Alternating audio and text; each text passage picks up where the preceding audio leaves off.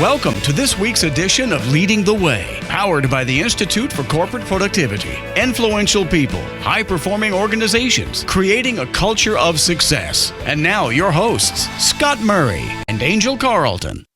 Hello again, everybody. Great to have you along on this Sunday afternoon. Leading the way, we'll be here till about 5 o'clock this afternoon. I'm Scott Murray. And I'm Angel Carlton. And we are delighted to welcome you, as we always are, as we talk about the great leaders and the great culture that exists in corporate America, and for that matter, organizations all across this great land that we all call home. And we're really excited about our special guest today, but we'll tell you a little something about him momentarily. But first up, a little something about our good friends at I4CP, the Institute for Corporate Productivity, of which my co-host is a director. Yes. How am I doing so far? Very good. All right. Right. Take it away. So now a word from our sponsor.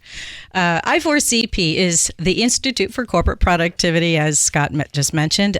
We are a research and advisory firm that discovers next practices in human capital. Our member organizations rely on us to ensure that their efforts will make the greatest impact on the business today and in the future.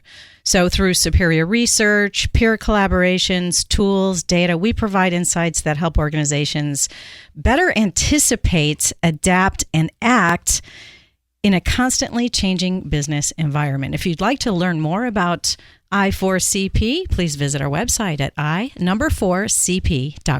Well done. Thank you. Thank you much. And of course, you know about our special guest today. I do. Are you excited? I'm very excited All about right. this. Well, he's only about 2 feet fun. from you, so you better be excited. America's #1 health living and healthy living media expert. Do you know who it is so far? I've got more. World-renowned chiropractor, international best-selling author and speaker, business consultant, and yes, indeed, there is more, President Emeritus of Parker University here in the Dallas-Fort Worth area. Do you know who it is yet? Yes, I do, but our audience might be on the edge of their seats right now, I'm sure. His name is Fabrizio Mancini, but they call him Dr. Fab because he's Dr. Fabulous with all the incredible information that he's going to share with us today. Don't you like that, Dr. Fab? I kind of like that. I think it's very cool. Yeah. I mean, Dr. Scott, what is that? I mean, that does nothing, you know?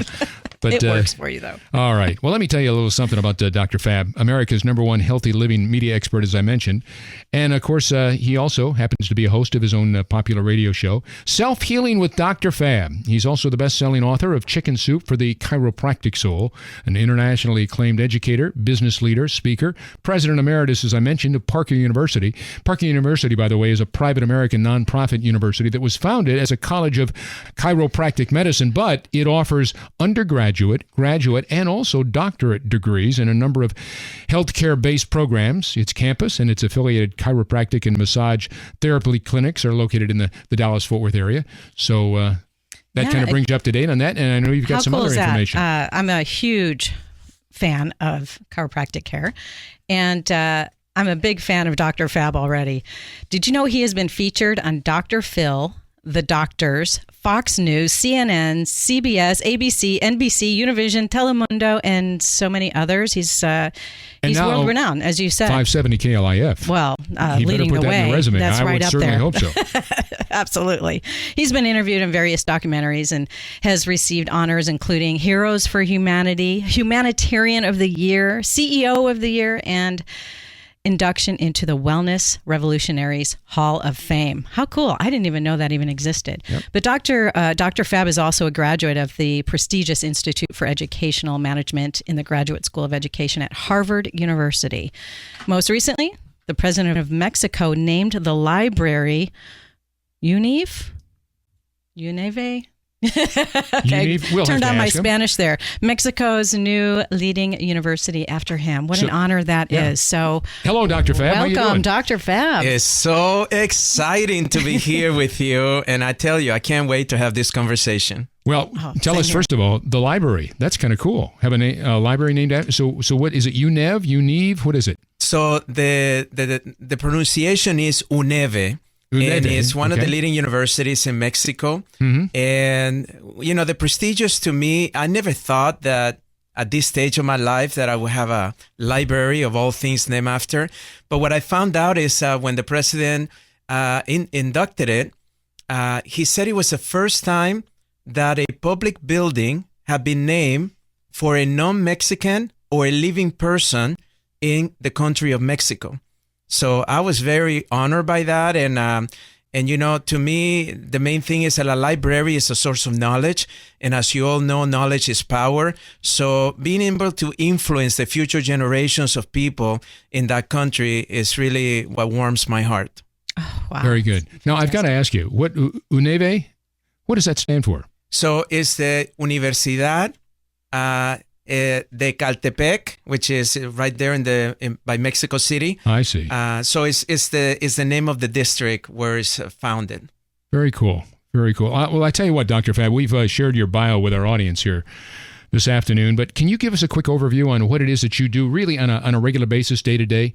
You were a CEO, you're president of the university and those types of things. But now, what it is that you do day to day? I know you've written some books, you got the radio show. What else? Well, I have different things. So, the healthy media expert is the main thing. I also mentor 20 millionaires for the last 3 years that we get together 3 times a year. And these millionaires, they've achieved financial success, but they're looking for success in all areas of life. I also consult for different corporations and companies. I have coaching programs in which companies can implement that and help support their employees in order to shift their mindset, but also get them to be more productive. And then I do a lot of lecturing. I'm on the road at least once a week lecturing somewhere in the world. What do you enjoy most about doing that? To me, the lecturing component is the fact that you have an audience and you have an interaction with people. I don't know all the millions of people that have read my 4 best-selling books, so I don't have the feedback. In an audience, they give you feedback instantly, and you can see transformations right then and then. And that, to me, is my favorite part of the whole thing. Mm-hmm. You can see the aha moments, and people and just they tell transform. you. They tell you with tears. They come to you and hug you. They share with you something that sometimes it humbles you so much because, sometimes we just don't realize what impact we have and the extent that impacts their life and the people that surround their lives. Mm-hmm. Well, speaking of lectures, we had the chance, Scott and I had the opportunity to attend your incredible workshop, the Fab Life event that took place yesterday at the Four Seasons Hotel. That was so amazing. And talk about transformation. It certainly was transformative. But share with our audience a little bit about what you were hoping when you plan these events. What do you want the audience to really take away? Well, the main thing is to be able to be honest with themselves. Accept that where I am today does not define me. The circumstances that I face right now does not determine who I am. What determines it is how I respond to it. And if you begin to really take more control of your responses, rather than most of us, we spend 90% of our time dealing with the circumstances and sharing how difficult financially we may have, the breakup we just had, how we have a health problem.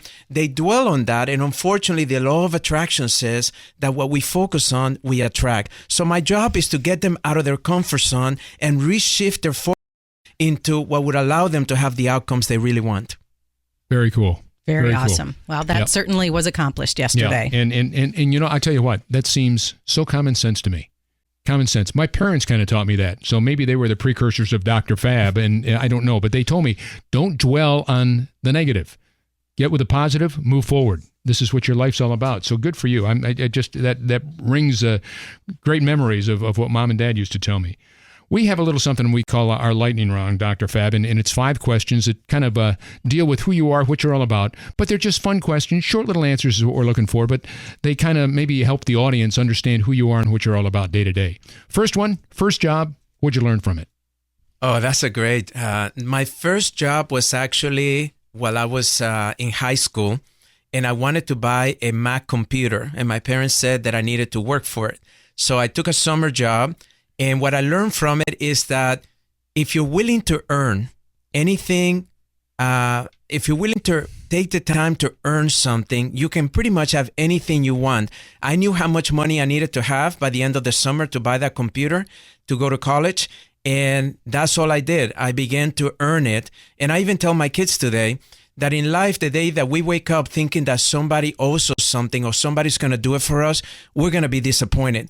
But if we have the attitude of wanting to earn it, then of course you have the ability to have anything you want in life. So that was my lesson, that if I choose to earn my life, then I can have anything I want. And I did get that computer, and I loved it through college because it helped me get through it. Yeah, great lesson to learn early. Oh, yeah. So what kind of work did you do to earn this money to get that computer? Anything they wanted me to do. The CEO hired me as a summer intern, and I was driving, making deliveries. I was packing computer systems.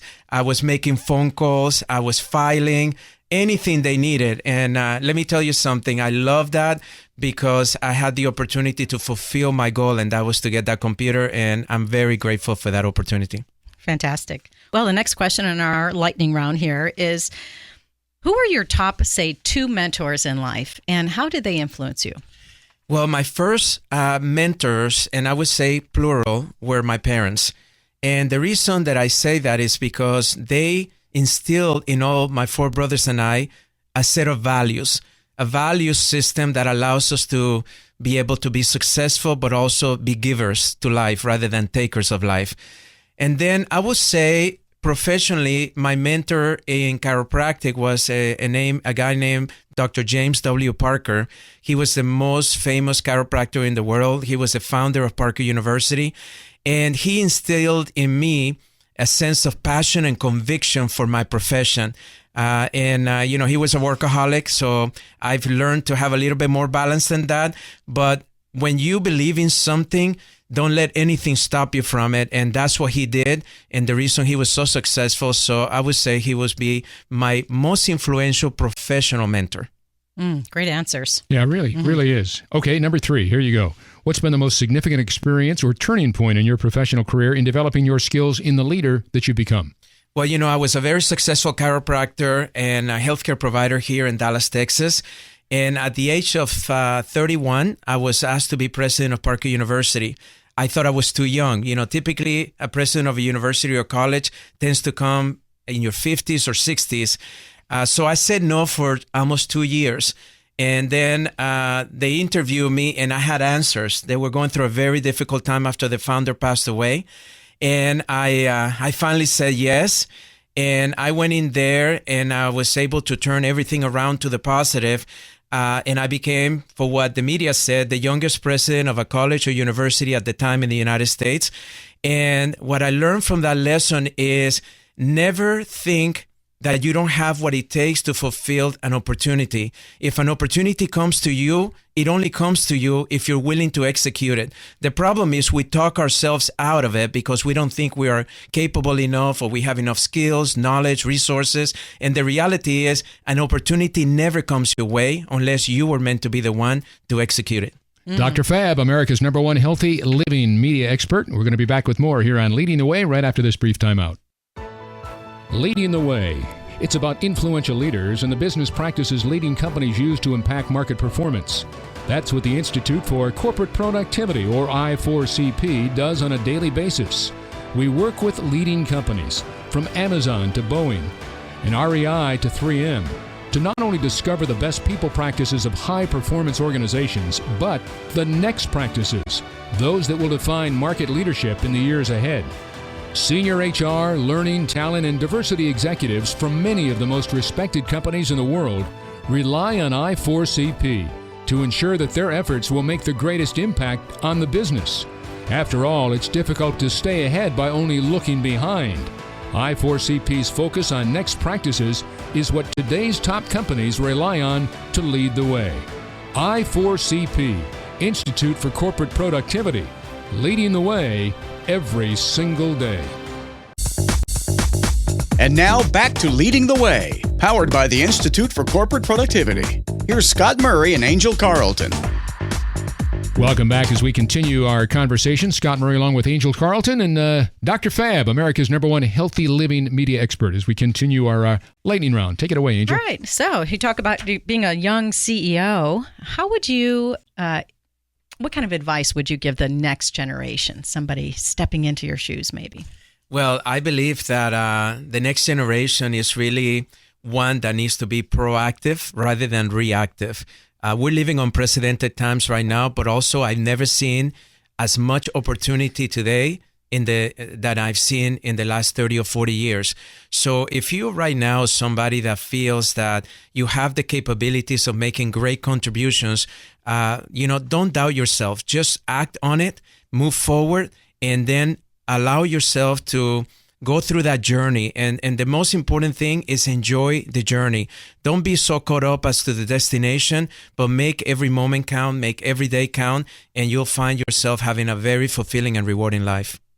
Sounds like a deal. Mm-hmm. And I'm inclined to agree with you. I think that's true. There are incredible opportunities out there with technology and what goes on in this world. Every day it's something new that we hear about. It really is kind of neat to be a part of it. Last question in the lightning round, Dr. Fab. How would you define your legacy? What comes to mind? Well, it's interesting. On Father's Day, I said that my children were my legacy because I think being a parent is an honor, it's a privilege, and you invest in your children, and they're the ones that hopefully will keep it from generations to generations. From a professional perspective, I would say the fact that I make great contributions in every area that I impacted. And whether it's healthcare, whether it's personal development, or whether it's fulfilling your dreams, I believe that people will one day say, you know what, he impacted my life like no one else did. And all I did was pretty much share all the downs and all the valleys that I've lived myself and how I picked myself up and kept going, because that's really what life is about. You don't become successful overnight. You become successful by picking yourself up and dealing with all the mistakes you make and all the challenges you face and realizing that you have a lot more to offer than what your circumstances are facing you right now dictate. Great point. Mm-hmm. Great point. Well, I tell you what, Angel, are you ready? We'll get underway with our questions here for the good Dr. Fab. Let's start out with this. We certainly want to hear about all the fascinating things that you're developing with people personally and professionally, but you're all about making the self within each of us more positive and productive, I think is a good way to put it. Yes? Would you agree? Yes. Okay, so now here on Leading the Way, we normally focus on leadership on this program, among other things. So we'd like to hear some of your perspectives from a business standpoint when you talk about leadership. And of course, as the former president of Parker University, you've experienced what it's like to really be that true leader. So in your opinion, what are the basic principles that make a successful CEO? Well, I boiled it down over the last 30 years to 5 things, and I'm going to go kind of quickly with them. The first one is that we must live like today is the last day. If you live within a 24-hour period, you have what we call a sense of urgency. The number one thing that keeps a leader from fulfilling their potential, or a CEO, is the fact that you wait until tomorrow to do what you need to do today. You tend to have the expectations that somebody else is going to come and make it happen. But in reality, you have to make it happen. It's your responsibility. So live with a sense of urgency. The second one, and this is a very important one, and that is to live on service rather than survival. What we notice today is that most companies are being run in what I call survival mindset. That means that you're reacting to all the things that are happening in your business rather than being proactive, which means that you get to create the future. And what I notice is if you start thinking about the needs of your clients, the needs of your community, the needs of the world, you live in service. But if you start thinking about the needs that you have in your company, such as payroll, the needs that you have as far as fulfilling certain positions, that becomes your needs, you'll always live in survival. The third thing is the fact that we need to make sure that we love what we do and we find those out there that are willing to pay for it. One of the things that I find in most leaders and CEOs is the fact that they're not appreciating and loving the experience or the responsibility that I call that they have. So find ways that you can fall in love with your role, with your business. If you are not a product of, or if you're not consuming the product that you're promoting to others, if you're not a client of your own services, we got a problem. You got to find ways to love that. And then, of course, always be thinking, who can benefit from this? And you'll always have enough clients out there that are willing to pay you for it. The fourth thing, and this is a more personal thing, and that is we need to love ourselves more So that way we have the ability to love others more and others can love us more.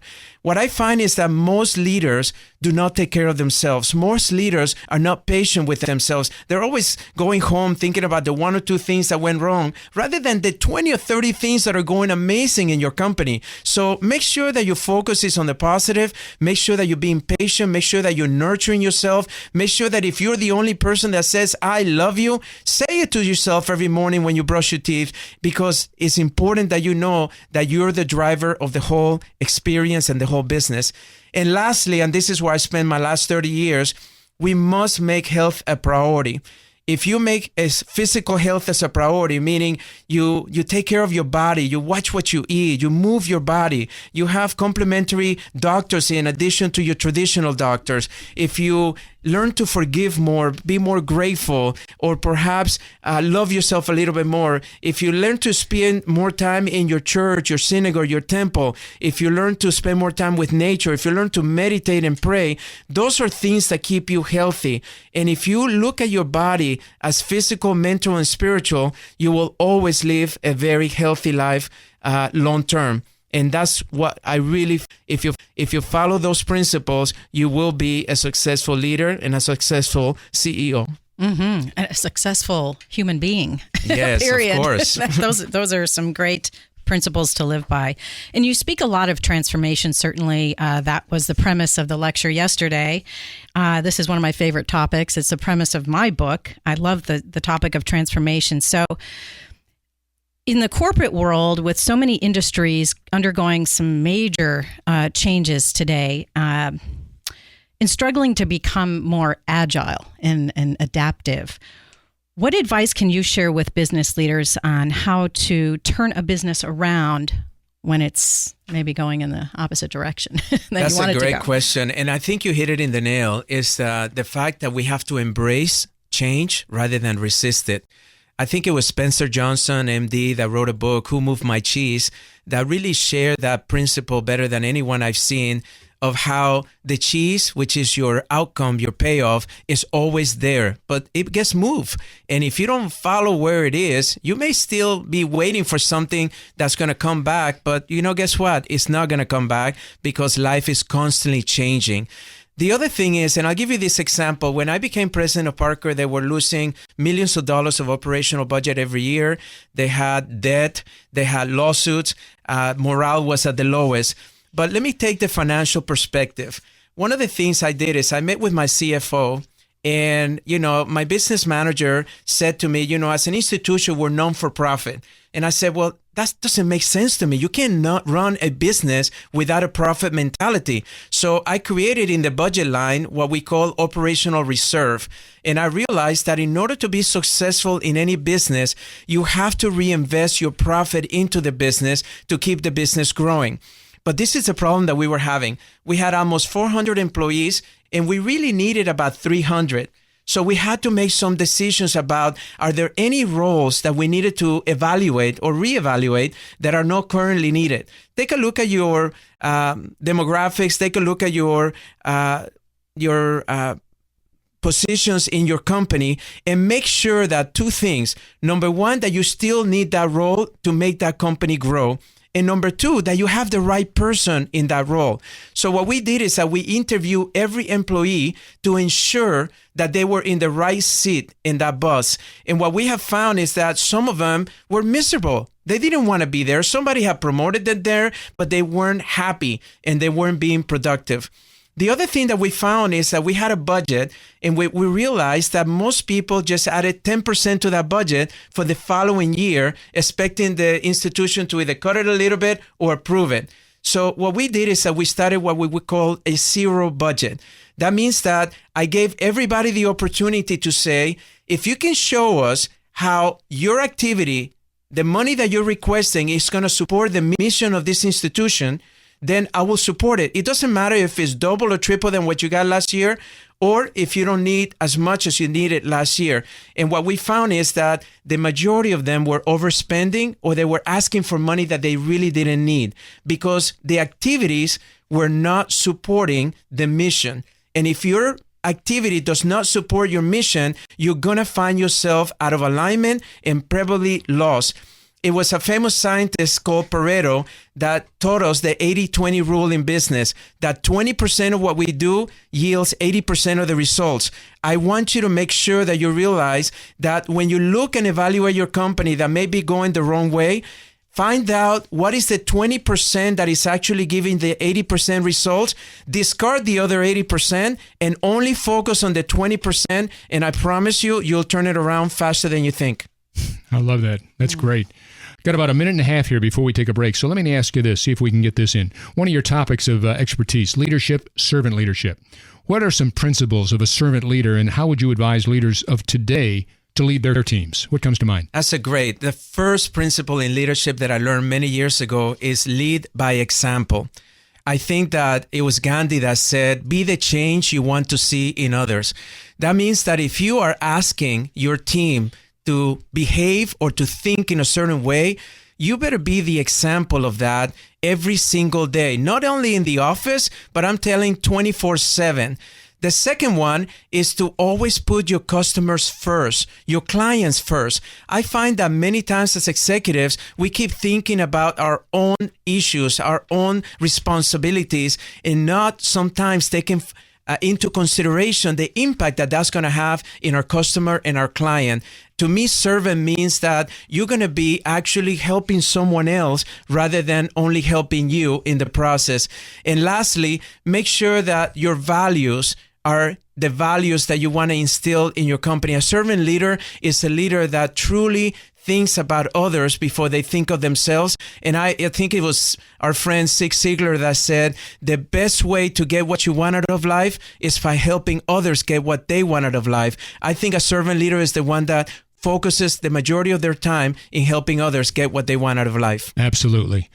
Dr. Fab Mancini, he is the former CEO and he's the president emeritus of Parker University. And we are going to be back with lots more here on Leading the Way right after this. What are best practices? Are they what set you apart from your competition? Or are they simply what most companies do to stay in the race? At the Institute for Corporate Productivity, or I4CP, we focus on next practices. And that focus is what today's high-performance organizations rely on to lead the way. Next practices are tactics and strategies that our research has discovered have a great impact on market performance, but that few companies are using. They are what will define market leadership in the years ahead. I4CP helps you see around the curve so your company can adapt and take advantage of emerging trends in the ever-evolving world of human capital. We want you to lead the way. So join our team, I4CP, Institute for Corporate Productivity, leading the way. And now back to Scott Murray and Angel Carlton and Leading the Way, powered by the Institute for Corporate Productivity. Welcome back as we continue on with this Sunday afternoon edition of Leading the Way. Great to have you along. Dr. Fab Mancini is our special guest. Angel, take it away. Sure. You mentioned how important values are for leaders. Well, we know at I4CP that high-performing organizations have a culture that reflect their value system. The challenge becomes how to attract and acquire talent that aligns with the company's values. And so how do you recommend hiring talent based on values? You know, this is, I've had 3 different human resource directors, and I have learned so much from them. So the basic summary of the lessons are this. Number 1 is when right now we live in a time that there's a lot of people looking for a job. And one of the biggest struggles for companies is sorting out all the resumes that come in for any one position. And many times you only take the top 10, the top 20, but in reality, you may get 300, 400 resumes. Do you give everyone an opportunity? So my first one is do make the time, because you never know which one of that resume may be the right candidate for you.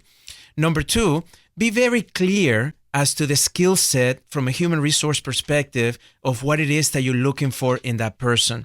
It's important today to know that skill is very important. Many times we find that we promote based on personality rather than skill, based on the fact that I like them, I like her, they're so nice, they're so sweet, everybody in their team loves them. but in reality, they're getting the job done. So make sure you're very clear what skills you're looking for. And then lastly, and this is for primarily the executive, once we filter them through HR and we knew they had the right skill set and they fit the profile that we were looking for, then the questions, the last round of interviews should be based on their values. Ask them about how they see themselves in the future. Ask them about how they spend their day. What is the 3 most important things in their life? You know, if all of a sudden they start talking about golf more than family, if they start talking about trips rather than the company or their employees, then you kind of start seeing these individuals that have the similar values of the company. And then you can start matching them on a value system, and those are the ones that will last you for a long time. Interesting. Mm-hmm. Very interesting. Makes sense. We talked about the employee experience. One of the things that we've talked about week after week here on the program. And I tell you what, Dr. Fab, it's becoming more of a focal point for many organizations. We talked about change. You talk about opportunities today. So one thing, though, that I think is always there and most important to people, and that's healthcare benefits. Many times, that's what really keeps people at organizations. So my question is this. What can you tell us about the importance of making health of employees the priority that it's become? Well, this is and we, even when we manage all these businesses, we've tried all types of incentives, different wellness plans. But the bottom line is this, the basic healthcare needs of employees should be covered. And the reason for that is because an employee feels that healthcare costs are getting so out of hand that they may not be able to afford if they ever get into a problem. So we do notice that there's a tremendous loyalty when you do offer some great healthcare benefits. But the most important thing that we found is that over 70% of the sick employees were self-induced. They were not coming in from things out of there. They were things like, I'm eating terrible every single day. I'm not working out at all. I'm not taking time to rest. I'm overworked. I'm overstressed. So those stress levels get to the point that break the system down. So it's important to develop a culture, what I call a wellness culture, in which you have a healthy employee, body, mind, and spirit.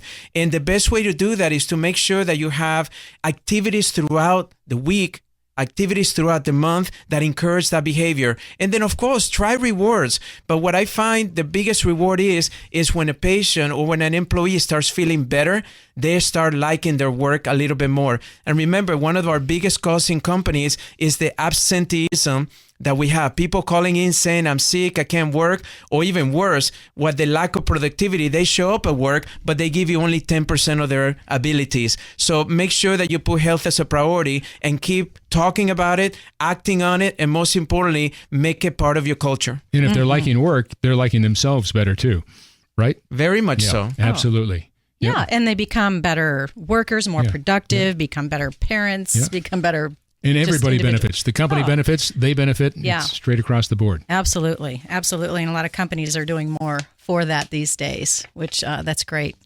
to hear. But I want to switch gears a little bit. You've really given us some incredible business advice. I really want to talk more about this fascinating subject of self-healing and the premise of your book. You state on your website, and I quote, "Your body has a built-in capacity to heal itself, a remarkable system of self-repair that works day in and day out, and improving its ability to heal is within your control." Wow. Can you share with us a little bit about how we can tap into these innate healing powers of ours? Well, the first thing to recognize is that the body that you have right now, no matter how you feel about it, is the only body you're going to have for the rest of your life. So you must take care of it. The second thing is that when you start studying anatomy, physiology, biochemistry, all the sciences of the human body, you begin to appreciate that this body is the greatest miracle that we've ever seen. This body, we're still in science trying to figure out how the brain functions. How is it that we can make something move just by thinking about it? My little toe can move. How is it that we can repair tissue and the body is able to heal from things that other people are not able to heal? So in the book, really what I wanted to do is to show people that in the physical level, they needed to just be able to eat better.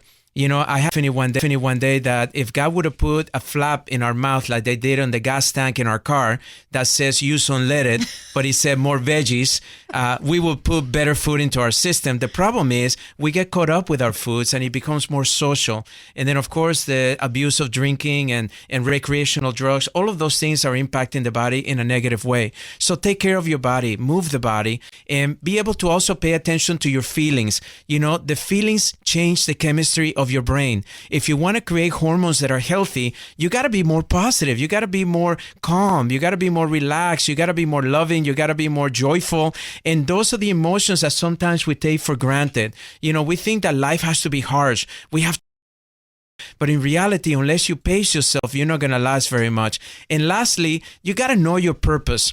You know, in life, if you don't know what you want to become, it's very difficult for you to attain it. You're going to end up just like a sailboat that goes out into the lake or into the ocean without any coordinates. Become the GPS system of your life.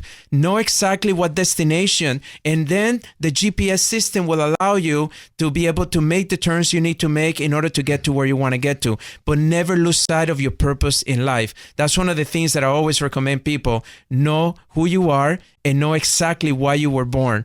And I hope that is to help and contribute to the lives of others. Mm-hmm. So when you're in alignment with all those aspects of your life, your body responds in a healthy way. Anytime that I feel people get sick, it's because they either abuse their body or they're out of alignment with the behaviors and the thinking that allows us to have a healthy human body. Let me ask you this as we get ready to wrap things up here, Dr. Fab. The state of the world is really just the days of being kind and respectful have turned to anger and abuse and disrespect. And it doesn't matter where you might be in the world. It's like that. And it's not the way that any of us grew up. So with that in mind, I think we all could use a dose of happiness on a daily basis, lots of it. So it just seems difficult for some to sustain that happy life with all the change that causes stress day to day. So my question is this: do you have some advice to share with our audience today, maybe the takeaway from this program today here on Leading the Way, on how to attain more happiness in life? Just, I mean, that's a 5-hour show and then some, but just a couple of bullet points that people could take away from the program today and say, you know what, Dr. Fab said this. That's a great question. And I can tell you right now that loving your work is a source of happiness. I think it was psychologist Sigmund Freud that said that loving your work is essential for you to be happy. I also feel that it's important that you're doing what it is that you want to do. Make sure that you select how you spend your time. Also, we notice that a source of happiness is our environment. When we surround ourselves with people that are happy, we become happier ourselves. So make sure that if you have any energy drainers out there or people that are bringing you down and depressing you, please remove them from your life, or at least limit the time that you spend with them. And lastly, I would say, make sure that you have a purpose that's bigger than you. Make sure that you make life about something bigger than you, and that is the greatest source of happiness. There is no way you can be depressed when you're helping other people. The solution for depression is to help others. So go out there and help somebody that is either at the same state that you are or even worse than you are, and I promise you that you'll be able to feel better immediately. So go help somebody in need, and I promise you happy will follow. Outstanding. Have you had fun today? Yes, I love it. I want to stay here all day. Yeah, I could listen to you all day. Yeah. Angel, closing thought? Anything you want to share? Gosh, you enjoyed this? I've just I'm a fan. I'm just a huge fan. So thank you. This is the kind of stuff that we like. Mm-hmm. This is if we could do anything in the face of this earth, it's do exactly what you're doing. Well, and I think that's why we've done this show for so long. It's fuel for the soul. Yeah, it absolutely is. And we need that stuff. And Dr. Fab has been above and beyond. We can't thank you enough. Dr. Fab Mancini, his latest book, The Power of Self-Healing. Unlock your natural healing potential in 21 days. It's only 3 weeks. Give it a shot, folks. Check out the book, The Power of Self-Healing. Dr. Fab Mancini, longtime friend, great to see you. Thanks so much. Yeah, thank you. Thank you both for having me. All right, and we're going to be back with more of Leading the Way in our Insight segment with Jay Jamrog right after this. Leading the Way. It's about influential leaders and the business practices leading companies use to impact market performance. That's what the Institute for Corporate Productivity, or I4CP, does on a daily basis. We work with leading companies, from Amazon to Boeing and REI to 3M, to not only discover the best people practices of high-performance organizations, but the next practices, those that will define market leadership in the years ahead. Senior HR, learning, talent, and diversity executives from many of the most respected companies in the world rely on I4CP to ensure that their efforts will make the greatest impact on the business. After all, it's difficult to stay ahead by only looking behind. I4CP's focus on next practices is what today's top companies rely on to lead the way. I4CP, Institute for Corporate Productivity, leading the way every single day. Welcome back to Leading the Way. Here are your hosts, Scott Murray and Angel Carlton. Hello, everybody. Welcome back to Leading the Way. It is time now for the I4CP Insights segment with the I4CP co-founder and futurist, Mr. Jay Jamrog. Welcome, Jay. Hello, Jay. Good afternoon, Scott and Angel. How are you doing? Well, we're doing Great, fine. How great. you doing? I'm doing great. Great. You know, I tell you what, when we listened to Dr. Fab, I told Angel, made me think of the incredible conference that you held, back in April, that you do each and every year, or March. Was it March? Mm-hmm. My gosh, long time. Time flies. But it made me think of some of the great speakers that you had at your conference. Your annual get together for I4CP. I thought he was super. Yeah. Scott. Yeah, I mean, you nailed it right in the beginning when you said that. You heard this at your mother's lap. I mean, a lot of his advice is just so logical, and the same thing we have at our conference every year. We get tremendous speakers, and you come away with such insight. But a lot of times I'll sit back and say, I wish I had thought of that. That is very natural. That's very logical. Why didn't I come up with it? Yeah, and so it's, true. But it is. It's Dr. Fab. He talks about things about being human and what it's like to be a good human being. Yes. Yeah, he definitely has that to share and so much more. He's very inspiring. We had a great day yesterday at his all-day workshop. It was very cool. Sure. Yeah. So, he speaks a lot about life transformation, leadership. So what are your thoughts when you were listening to Dr. Fab talk about leadership and the principles that he shared? And how does that compare to the principles of leadership of high-performing organizations? Yeah, so it very much mirrors what we say. When he talks about leadership, what we found when we did our numerous studies on leadership, and whether it's global leadership, global-minded, or what the attributes of a successful leader are, it's more of the softer skills when it comes down to those that are very correlated with market performance and leadership effectiveness. Not the harder skills like project management or communication or strategy. And he talked about leading by example and put the customer first, and your values should be the company's values. Very soft things.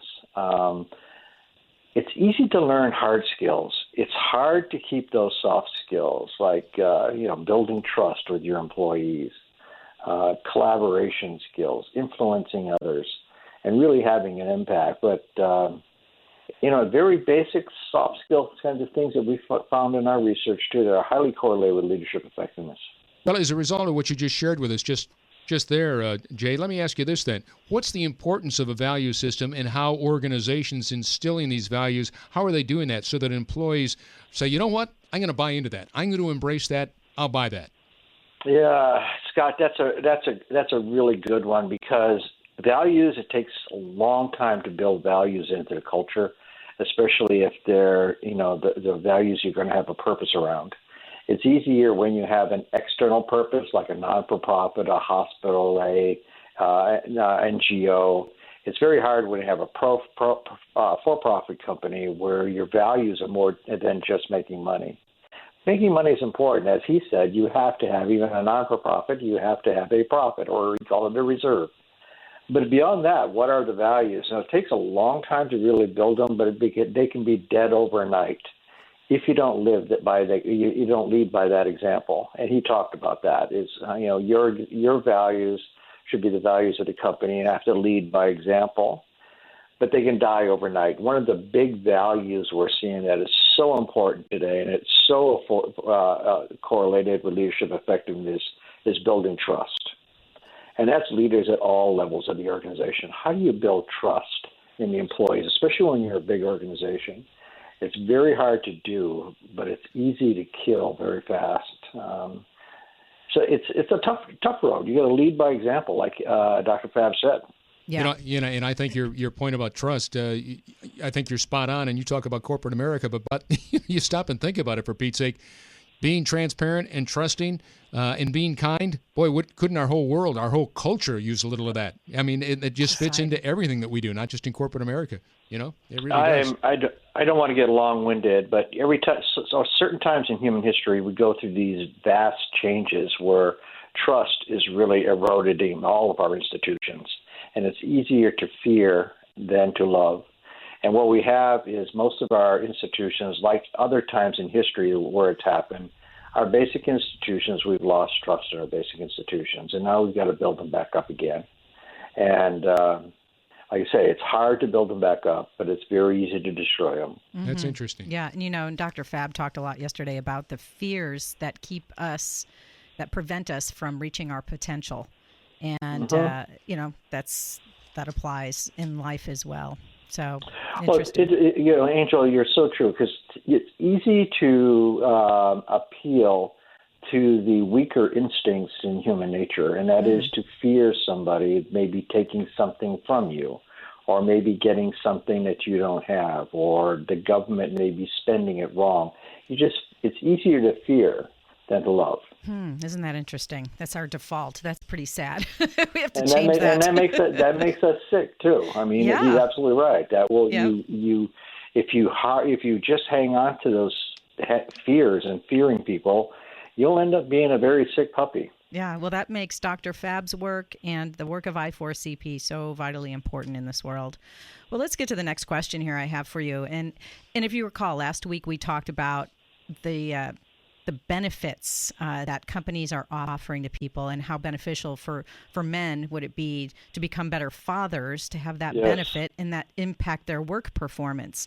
And today we're talking about the importance of making health a priority in the workplace. So what are some companies doing today for creating that wellness culture for their employees? Yeah, he hit upon a number of different things. One is to, you have to have basic needs covered with healthcare. And we were starting, many industrialized countries have actually taken that away from corporations and made it a national right for everybody to have access to covering their basic healthcare needs. In the United States, we have been going through this struggle of, is it a government's job? Is it a corporation's job? Is it the individual's job? Who is it to have basic needs? So I think basic needs are important. And then looking at the health. But I'll mention one other thing that I think Dr. Fab would agree with this if we asked him. I think having a development culture in a company is providing health. So providing a way so that leaders are teachers, managers are developers of talent, individuals are continually having individual development plans. And it's part of the value of the company where you're continuing to invest in your workforce. If you invest in me, I'm going to invest in you. And I think once you're developing yourself and you see a future, and as Dr. Fab said, a purpose higher than yourself in it, and that's all about developing yourself, I think you'd also become a healthier person too. So he mentioned a lot of things. I would just throw in having a development culture. Let me ask you this. Just as we head down the home stretch here, Jay, it's always fun to listen to all the wisdom that you share with us. Here's one for you on this. Your thoughts on happiness. We just talked about being kind. We talked about trust and transparency and that type of thing. What about being happy or having purpose? He talked about that over and over and over. Yesterday, Correct. Today. What comes to mind? Well, this word purpose is coming up a lot. We first heard about it when we were studying young people and what companies they wanted to work for. And companies that had a purpose had a natural draw for them because they wanted to work for a company that meant more than just a paycheck. that there was a purpose with working for that company, and that made people happy. But we're seeing it a lot now, both individual purpose in your job, purpose in your work. We have, and we tend to forget that there's a lot of people out there who have jobs at the lower end of a corporation, and they're not making a lot of money, and it's a drag to come to work every single day. And I think we forget that, we tend to focus on the professionals, the engineers, the tech people, all these other people who have degrees and have higher purpose in their profession. But we forget there's a lot of people in corporate America who, it's a drag to come to work. Yeah, it's a great point you bring up. You're so spot on. People don't talk about that much. You do. You're right. Correct. You talk about the upper echelon, but nobody talks about the guy that's got to get his lunchbox together and go, oh, God, I got to go do this again. Yes, That's and a is great working point. for an SOB boss. So, it's if we could focus more on the total corporation and not just the top tier or the professionals or people with degrees, but the total corporation. And I think this cultural development, and we've done studies on how we can get frontline workers more, upskilling their work. And it pays off big time for the corporation, but it also pays off for the individual. They see more of a purpose in their life. They're happier with their life. They see a bigger paycheck in the future. They're happier when they go home because the company they work for, maybe they have a lousy job now, but there's a future here because they're investing in me. Yeah, and so how do people align? They may have a personal passion or purpose outside of work, but they have to go and get a paycheck every week. And this may not be their dream job, but we have about a minute left, if that. But how can people align their life purpose and something they're passionate about with their day-to-day job? So it's an interesting question because that comes up every once in a while, especially when I talk about a development culture.